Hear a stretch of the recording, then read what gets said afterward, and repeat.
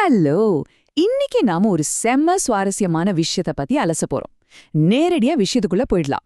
இன்னைக்கு நாம பார்க்க போற டாபிக் நம்மள பல பேருக்கு தெரிஞ்ச ஆனா நிறைய ஆச்சரியமான ரகசியங்களை உள்ள அடக்கி வச்சிருக்கிற ஒரு காவியம்.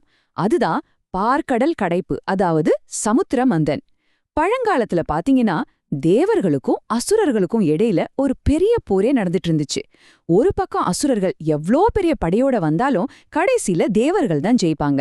இந்த தொடர் தோல்விகள் தான் ஒரு மாபெரும் அண்ட போராட்டத்துக்கே காரணமா அமைஞ்சது. அந்த பிரம்மாண்டமான நிகழ்வை பத்தி தான் நாம இப்போ தெளிவா பார்க்க போறோம். எப்படி நாமும் சாகாதவர்கள் ஆகலாம்? தொடர்ந்து தோத்துக்கிட்டே இருந்தா யாருக்குத்தான் விரக்தி வராது?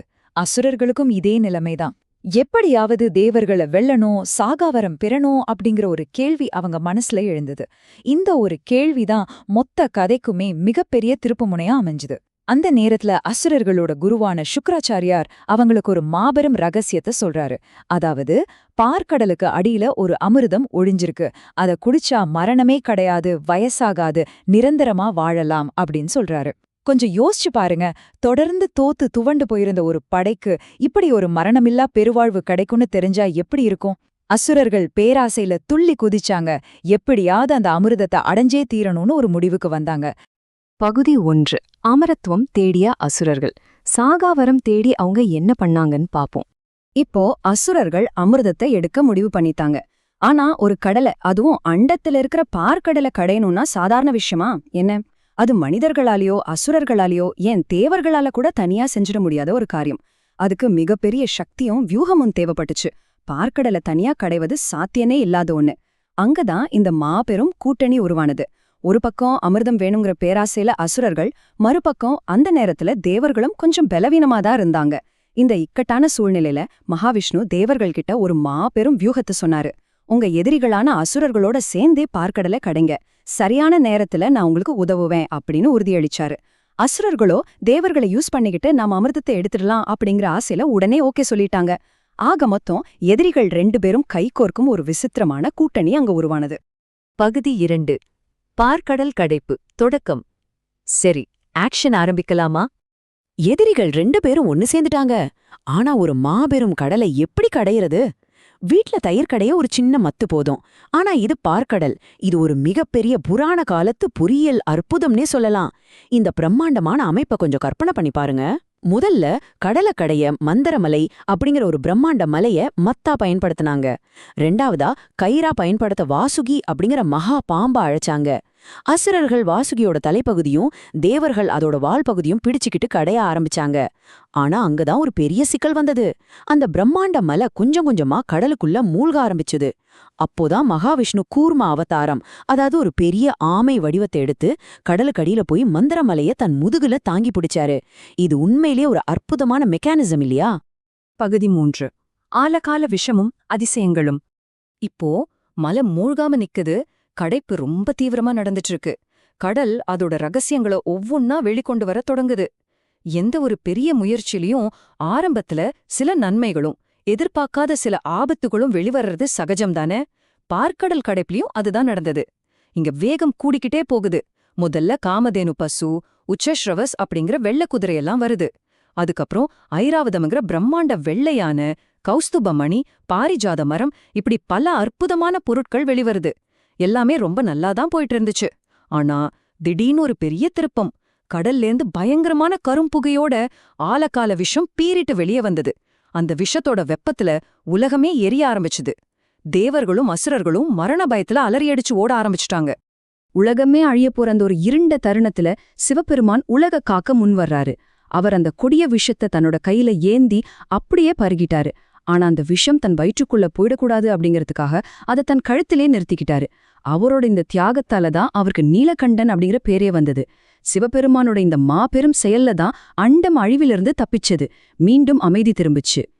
பகுதி 4. மோகினி அவதாரமும் அமிர்தமும். இப்போ கிளைமேக்ஸ் நெருங்கிடுச்சு. விஷத்தோட ஆபத்து நீங்கின பிறகு மறுபடியும் கடலை கடைய தொடங்குறாங்க. இப்போ எல்லாரும் எதிர்பார்த்த அந்த இறுதி தருணம் வந்தாச்சு.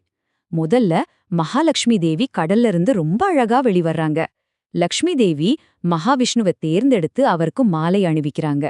இறுதியா எல்லாரும் எதற்காக இவ்ளோ கடினமா உழைச்சாங்களோ அந்த அமிர்த கலசத்தை கைகள்ல ஏந்தியபடி தன்வந்திரி பகவான் வெளிவராரு. ஆனா அமிர்தம் வெளிவந்த அடுத்த செகண்டே அங்க பெரிய கலவரம் வெடிச்சது. கூட்டணி உடைஞ்சு 2 தரப்புக்கும் இடையில ஒரு மாபெரும் குழப்பம் உருவானது. இதுதான் இந்த முழு அலசல்லையும் ஒரு மிக முக்கியமான புள்ளி. இந்த வித்தியாசத்தை கொஞ்சம் பாருங்க. அமிர்தத்தை பார்த்த உடனே 2 தரப்போட மனநிலையும் எப்படி இருந்தது? அசுரர்கள் அப்படியே தீவிரமான பேராசையில மூழ்கிட்டாங்க. தங்களுக்குள்ளேயே நான் தான் முதல்ல குடிப்பேன் அப்படின்னு சண்டையிட்டுக்கிட்டாங்க. அவங்களோட அவசரமும் பேராசையும் அவங்கள கண்மூடித்தனமாக்கிடுச்சு. ஆனா மறுபுறம் தேவர்கள் கொஞ்சம் பதட்டமா இருந்தாலும் ஆரம்பத்துல விஷ்ணு கொடுத்த வாக்க முழுசா நம்பி பொறுமையா காத்துட்டு இருந்தாங்க. அசுரர்களோட இந்த பேராசைதான் அவங்களோட மாபெரும் பலவீனமா மாறிடுச்சு. அசுரர்கள் அமிர்த கலசத்துக்காக அவங்களுக்குள்ளேயே அடிச்சுக்கிட்டு இருக்கும்போது அங்க மகாவிஷ்ணு ரொம்ப அழகான மோகினி அவதாரம் எடுத்து வராரு. இது அப்படியே கற்பனை செஞ்சு பாருங்க. பெரிய போர்க்களமா இருந்த அந்த இடம் மோகினியோட அழக கண்டதும் அப்படியே சைலண்ட் ஆயிடுச்சு. அசுரர்கள் மோகினியோட அழகுல மயங்கி தங்களையே மறந்துட்டாங்க. மோகினி ரொம்ப மென்மையான புன்னகையோட நான் அமிர்தத்தை எல்லாருக்கும் சமமா பிரிச்சு தரேன், யாரும் சண்டை போட வேண்டாம் அப்படின்னு சொல்றாங்க. பேராசையும் மயக்கமும் கண்ண மறைக்க அசுரர்கள் எந்த மறுப்புமே சொல்லாம அமிர்த கலசத்தை மோகினி கிட்ட ஒப்படைச்சிட்டாங்க. இதுதான் அசுரர்கள் செஞ்ச மிகப்பெரிய தப்பு. பகுதி 5 கிரகணத்தின் தோற்றம். சரி, இதற்கும் வானியலுக்கும் என்ன சம்பந்தம்னு பாப்போமா? அமிர்தம் இப்போ மோகினியோட கையில இருக்கு. இந்த தருணத்துல தான் ஒரு சுவாரஸ்யமான வானியல் நிகழ்வோட புராண பின்னணி தொடங்குது. மோகினி தேவர்களையும் அசுரர்களையும் தனித்தனி வரிசையில உட்கார வைக்கிறாங்க.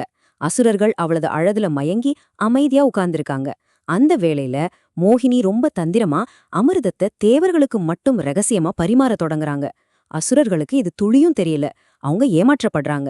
ஆனா அசுரர்களில் ஒருவனான ராகு அப்படிங்கிற ஒரு புத்திசாலி அசுரனுக்கு மட்டும் மோகினியோட இந்த தந்திரம் மேல சந்தேகம் வருது. அவன் இந்த மாயையில மயங்கல. ராகு உடனே என்ன செஞ்சான் தெரியுமா? அவ சட்டுன்னு ஒரு தேவன் மாதிரி மாறுவேடம் போட்டுக்கிட்டு தேவர்களோட வரிசையில போய் உட்கார்ந்துக்கிறான். மோகினி அவனுக்கும் அமிர்தத்தை ஊற்ற அவன் அதை குடிச்சிடுறான். ஆனா அவன் உட்கார்ந்து குடிச்சது சூரிய பகவானும் சந்திர பகவானும் கவனிச்சிடுறாங்க. அவங்க உடனே விஷ்ணு கிட்ட உண்மையை சொல்லிடுறாங்க. அடுத்த நொடியே நிலைமை தலைகீழா மாறுது. விஷ்ணு தனது சுதர்சன சக்கரத்தை வீசி ராகுவோட தலைய துண்டிக்கிறாரு. ஒரு மிக வேகமான அதிரடியான திருப்பம் இது. தலை துண்டிக்கப்பட்டாலும் ராகு இறக்கல. அதுக்கு காரணம் என்ன? அந்த அமிர்தம் அவனது தொண்டைய தொட்டுடுச்சு. அதனால அவனது தலை ராகு அப்படின்னும் உடல் கேது அப்படின்னும் அழியாத தன்மையை பெற்றன.